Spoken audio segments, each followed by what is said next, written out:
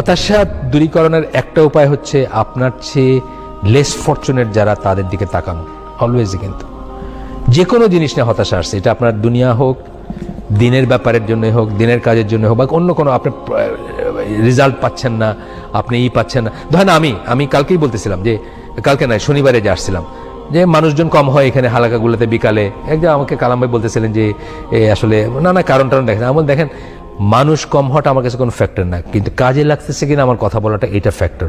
তার কারণ রাসূল সাল্লাল্লাহু আলাইহি ওয়াসাল্লাম 10 বা 11 বছর মেহনত করার পরে যখন তায়েফে গেছেন, মাত্র একজন মানুষ ওনার কথা শুনছে।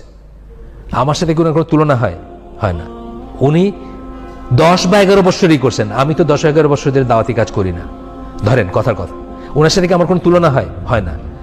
তারপরে যদি উনি ফ্রাস্ট্রেটেড না হন যে একজন মানুষ ছিল যে ওনার কপালে চুমু খাইছে আর বলছে যে আপনাকে আমি করি, একটা কৃতদাস ছিল যে একটু খাবার এনে দিয়েছিল ওনাকে, বাকিরা কি করছে? তাকে ঢিল মারছে এবং তাকে রক্তাক্ত করছে। আমি যদি ওই দিকে তাকাই, তাহলে কি আমি কোনোদিন ফ্রাস্ট্রেটেড হবো যে আমার এখানে কজন বসছে বা কোনো দায়ী ফর এক্সাম্পল? কোনোদিন হবে না। এই জন্য সব ব্যাপারে উচিত কি আপনার চেয়ে হতাশা কাটানোর একটাই হচ্ছে যে আপনার চেয়ে নিচের দিকে যারা আছে তাদের দিকে তাকাবেন, ইন অল রেসপেক্ট। আরেকটা হচ্ছে যে আল্লাহ নিষেধ করছেন, এই কথাটা মনে রাখবেন, যেটা এগুলো কিন্তু আল্লাহ নিষিদ্ধ একটাই ব্যাপার, সেটাও মনে রাখবেন এবং আশা করবেন যে ইনশাল্লাহ আল্লাহই করে দিবেন।